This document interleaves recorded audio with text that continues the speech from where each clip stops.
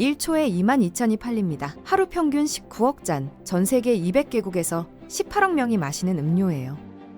이 음료의 라이벌은 다른 탄산음료가 아니라 물이라고 합니다. 그런데 이 음료가 처음 만들어졌을 때는 진짜 마약이 들어있었어요. 코카인이요. 1914년까지 합법이었거든요. 발명가는 남북전쟁에서 부상당한 뒤 모르핀 중독에 빠졌고 대체 약물을 찾다가 코카인을 선택했습니다. 140년이 지난 지금까지 레시피는 비밀이에요. 금고에 보관되어 있죠. 오늘은 세계 1위 음료 브랜드 코카콜라가 어떻게 마약 음료에서 시작해 전 세계를 정복했는지 이야기해 보겠습니다.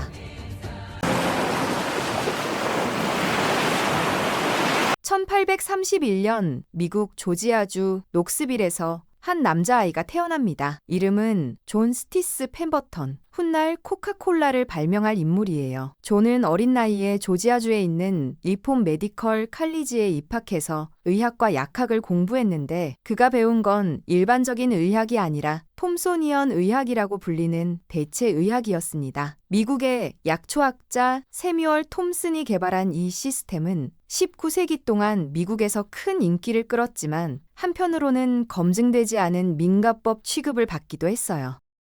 1850년 19살이 된 존은 톰소니언 의학 시스템의 라이선스를 취득하고 1855년에는 조지아주 콜럼버스에 자신만의 약국을 열게 됩니다. 화학에도 재능이 있었던 그는 1860년에 당시 35,000달러 상당의 최신식 장비를 들여와서 제약 및 화학 제조 회사를 설립했어요. 사랑하는 아내와 외아들과 함께 행복한 가정도 꾸리고 있었고 이때까지만 해도 존의 인생은 완벽했습니다.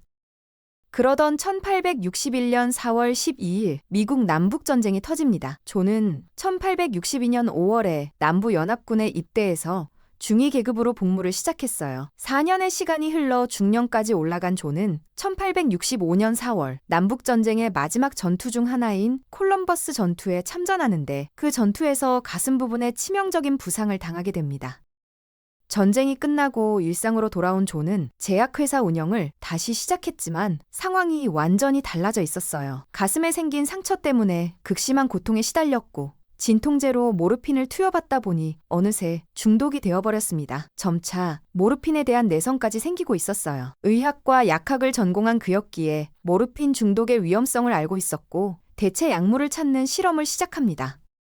그가 선택한 약물은 코카인이었어요. 지금은 마약이지만 1914년까지는 코카인이 합법적으로 통용되고 있었거든요. 1863년에는 파리의 약사 안젤로 마리아니가 와인에 코카인을 넣어 만든 음료 100마리아니를 개발했는데 이건 진짜 마약이 들어간 음료였습니다. 100마리아니는 코카인 성분의 효과 때문에 우울증 치료 및 에너지 회복제로 판매되었고 선풍적인 인기를 끌며 대박 상품이 됐어요.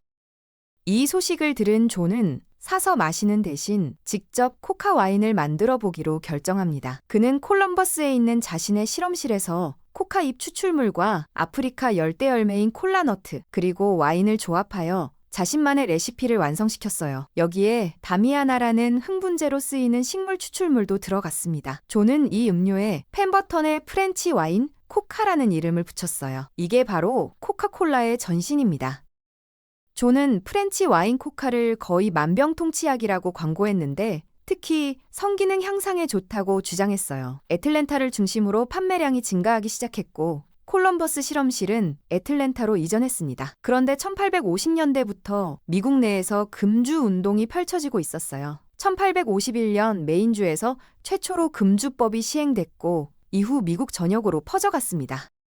1886년 존이 있던 조지아주에도 금주법이 통과되면서 그는 프렌치 와인 코카의 무알콜 버전을 만들어야만 했어요. 수많은 시행착오를 겪던 1886년 5월 8일 존은 새롭게 배합한 베이스 시럽을 연구실 근처에 있던 제이콕스 약국에 보내게 됩니다. 당시 약국마다 소다 파운틴이라는 탄산수 제조 기계가 있었는데 우연히 탄산수에 베이스 시럽을 넣고 저어봤더니 꽤 괜찮은 맛이 난 거예요. 존의 전담 회계사였던 프랭크 로빈스는 주재료인 코카와 콜라를 결합해서 코카콜라라는 이름을 제안했습니다. 콜라 너트는 K로 시작하지만 발음이 같기 때문에 C가 2번 들어가는 게 더 좋을 것이라고 했어요. 지금까지도 사용되는 코카콜라 로고 역시 프랭크 로빈슨이 스펜서리안 스크립트라는 필기체로 쓴 것이고 두 개의 C가 강조되도록 디자인했습니다. 코카콜라는 한 병에 5센트라는 가격으로 제이콥스 약국에 진열되어 판매되기 시작했어요. 존은 애틀랜타 저널 등에 광고를 게재하기 위해 $74의 비용을 투자했습니다. 그런데 코카콜라는 하루에 겨우 6잔 정도 팔리며 첫 해 수익이 $50 남짓 적자를 이어갔어요. 설상가상으로 존은 위암에 걸리며 건강까지 악화됐습니다. 1888년 8월 16일 존 펜버턴은 코카콜라의 성공을 보지 못하고 세상을 떠나게 됩니다. 그는 죽기 전에 여러 주변인들에게 코카콜라의 지분을 나눠서 처분했는데 그 중에서 코카콜라의 잠재력을 알아본 사람이 있었어요. 바로 에이서 캔들러라는 약재 도매상이었습니다. 1892년 에이서 캔들러는 $2,400를 투자해서 코카콜라에 대한 제조와 판매 등 모든 권리를 얻게 됩니다. 그리고 프랭크 로빈슨과 함께 코카콜라 컴퍼니를 설립했어요. 에이서는 코카콜라를 널리 알리기 위해 무료 시음 쿠폰을 발행했고 코카콜라 로고를 활용한 기념품을 만들어 프로모션을 진행했습니다. 그 결과 판매량이 증가하기 시작했고 1895년에는 미국 내 모든 주에서 판매되기에 이르렀어요.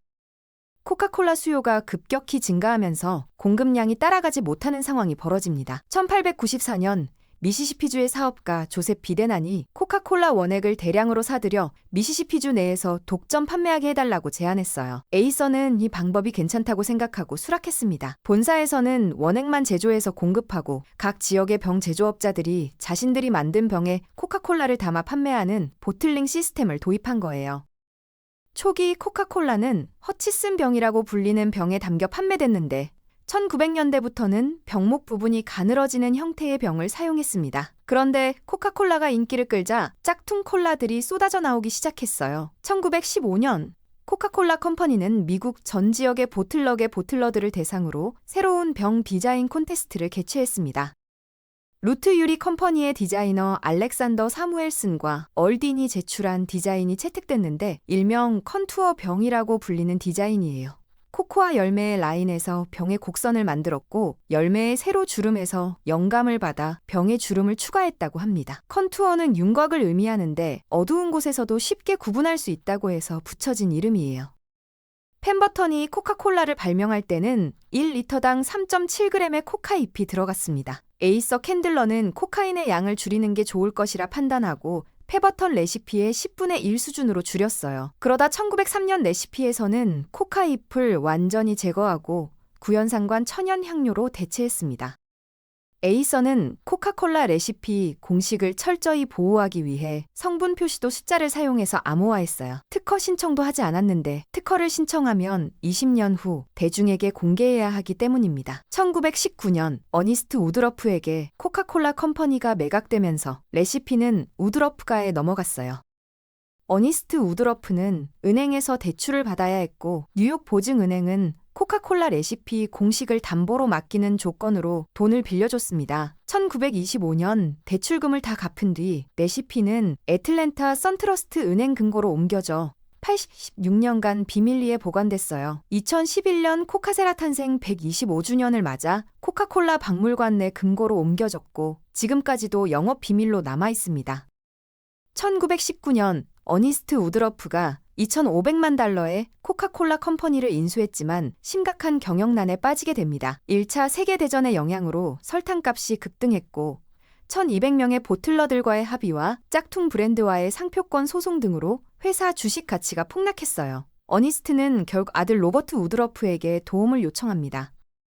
로버트 우드러프는 트럭 판매 영업사원으로 시작해서 화이트 모터 컴퍼니의 부사장까지 초고속으로 올라간 뛰어난 사업가였어요. 1923년 4월 28일 33살의 나이로 코카콜라 컴퍼니의 회장으로 선출됩니다. 로버트가 가장 중요하게 생각한 건 코카콜라의 품질이었어요.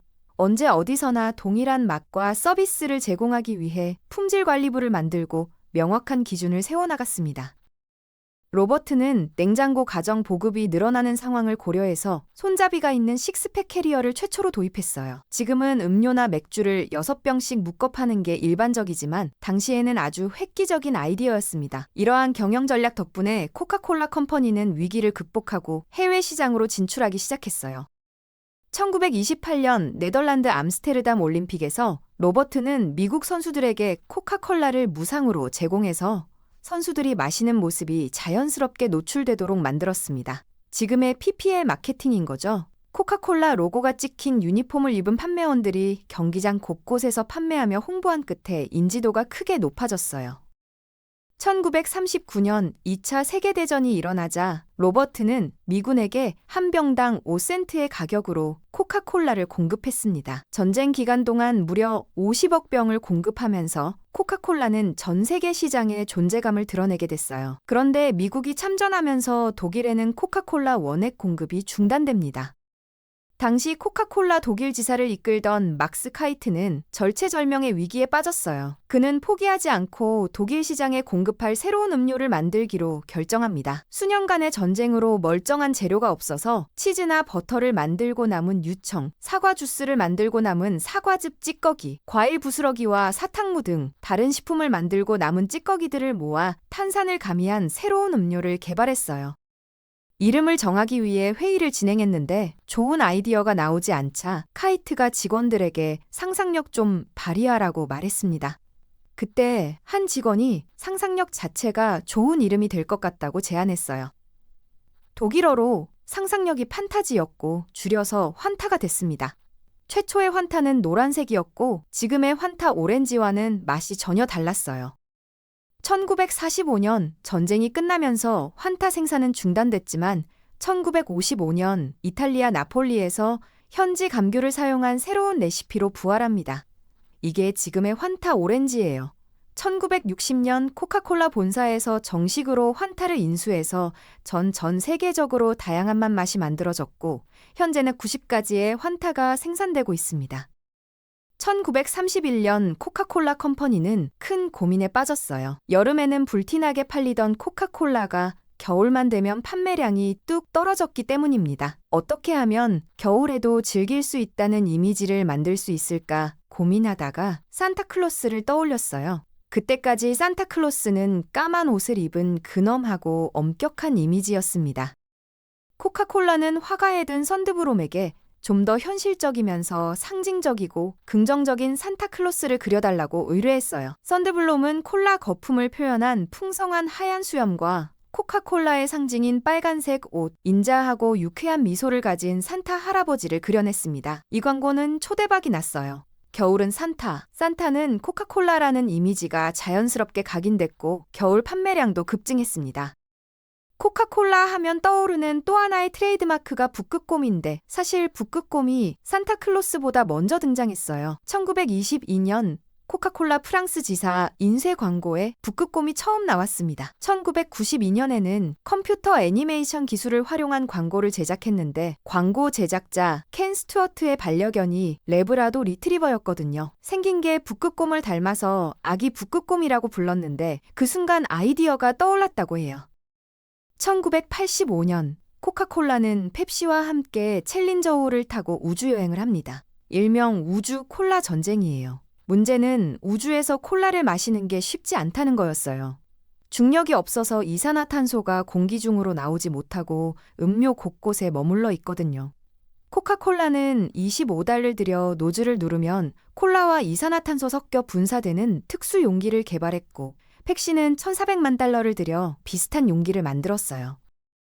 결과는 둘 다 실패였습니다. 우주에서는 탄산이 액체 상태로 남아 있어서 지구에서보다 훨씬 더 많은 탄산을 마시게 됐고 가스가 차서 트림을 자주 해야 했는데 이때 탄산이 녹아있는 액체가 뿜어져 나왔어요. 이걸 젖은 트림이라고 불렀다고 합니다. 1995년 코카콜라는 자체 냉장 장치가 내장된 우주선용 콜라 디스펜서를 개발하기도 했어요.